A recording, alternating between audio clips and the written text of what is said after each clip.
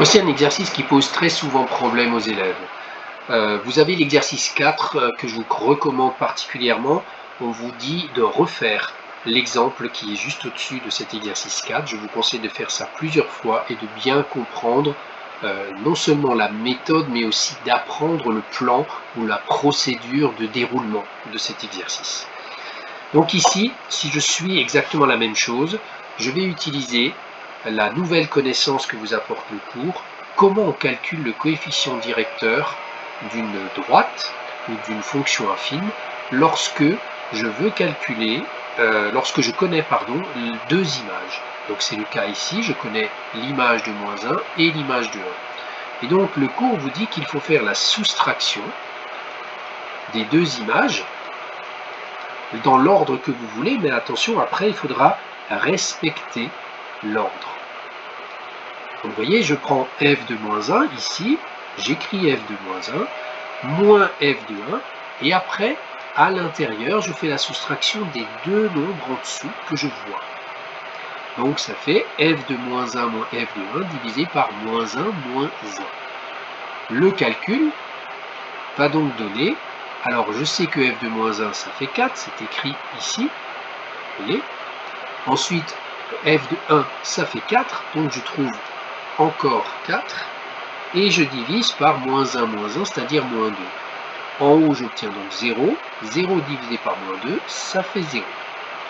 Et donc, le coefficient directeur de cette droite est égal à 0. Je continue l'exercice. Je sais que f de x va toujours s'écrire mx plus p. Ça, c'est la définition. Et donc, ici, c'est 0 fois x plus p. Et je veux trouver p. J'utilise alors une des deux informations qui me sont données ici. Je prends par exemple la première qui vient. Moi je sais que f de moins 1, ça fait 4. Donc, quand on écrit ça, il faut bien vous rendre compte que ça, c'est x, et ça, c'est justement f de 4, f de moins 1, pardon. F de moins 1, ça fait 4. Donc ici, je vais remplacer le x qui est là et le x qui est là par sa valeur, c'est-à-dire moins 1. Qu'est-ce que ça donne? Donc, petit bug, hop, hop, voilà. Donc, je me retrouve avec f de moins 1 qui est égal à 0 fois moins 1 plus p.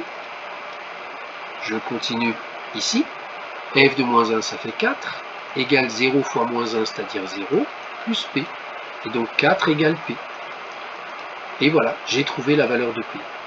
Et donc finalement, conclusion, j'ai trouvé mon expression affine, f de x égale 0 fois x plus p, c'est-à-dire ici 4, puisque 0 fois x ça fait 0, il reste p qui vaut 4. Donc c'est une fonction affine particulière.